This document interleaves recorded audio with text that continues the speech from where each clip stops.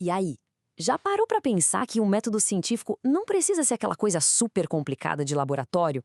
Na verdade, ele funciona mais como um manual de detetive, sabe? Um guia para a gente desvendar os mistérios do mundo. E é exatamente esse manual que a gente vai abrir agora e aprender a pensar como um verdadeiro investigador. Bom, esse aqui é o nosso plano de investigação.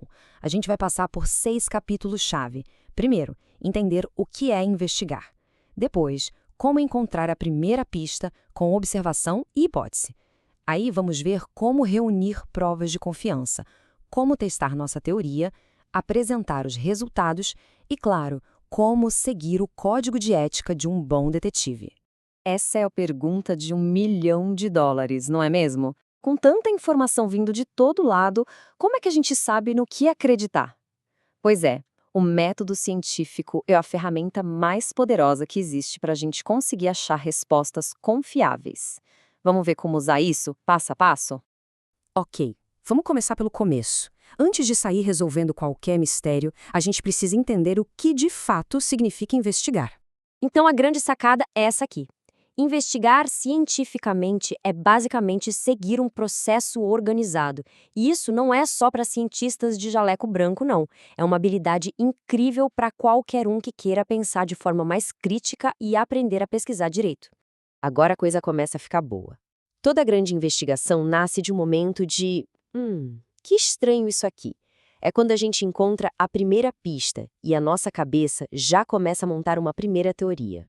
O processo todo começa com a observação, que nada mais é do que olhar com muita atenção para alguma coisa. A partir daí, a gente cria uma hipótese. A hipótese é a nossa primeira explicação, uma explicação que faça sentido para o que a gente viu. É tipo o nosso primeiro palpite inteligente. Vamos usar um exemplo prático para ficar mais claro. Pensa no caso da Lua. A gente olha para ela e nota que tem áreas mais claras e outras mais escuras. A nossa hipótese, a nossa primeira teoria poderia ser, sei lá, que a diferença de cor tem a ver com minerais diferentes no solo lunar. Pronto, a investigação começou. Calma lá! Antes de sair testando qualquer coisa, um bom detetive sempre faz o dever de casa. Chegou a hora de buscar mais informações, mas, e isso é muito importante, de fontes que sejam realmente confiáveis. E aqui tem uma diferença gigantesca. Pensa no Google Acadêmico como um informante de confiança. Ele te dá acesso a artigos e teses que já foram checadas por outros especialistas. Já o Google Comum, bom, ele pode ser uma testemunha meio duvidosa, que mistura fatos com blogs, opiniões pessoais e muita coisa sem fundamento. Então, para não cair em furada, anota aí umas dicas de detetive. Se puder, comece sempre pelo Google Acadêmico. Dê uma olhada em quem escreveu aquilo, veja se tem uma base científica e, o mais importante, compare o que diferentes fontes estão dizendo.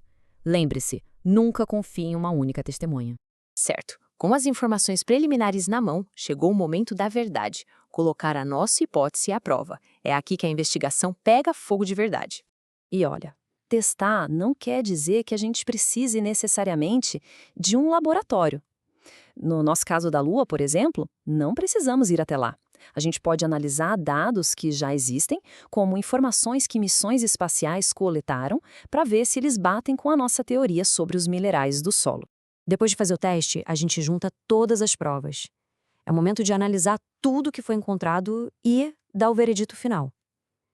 A nossa hipótese estava certa ou a gente precisa pensar em outra explicação? E para organizar tudo isso, a gente segue uma estrutura, como se fosse o dossiê oficial do caso, sabe? Tem a introdução, que apresenta o problema, a metodologia, que explica como a gente investigou, o desenvolvimento, com todas as evidências, a conclusão, com o veredito e, claro, no final, a lista de todas as fontes que a gente usou. E para fechar, vamos falar de algo que é absolutamente fundamental: o código de conduta.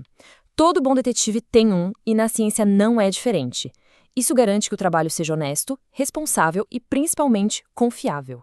Uma das regras de ouro desse código é: não cometa plágio. Plágio, de forma bem direta, é roubar o trabalho de outra pessoa e dizer que é seu. Citar as fontes não é só uma formalidade, é o que dá credibilidade e mostra que a nossa investigação foi séria. E fugir disso é bem fácil, viu? A regra principal é sempre escrever com as suas próprias palavras.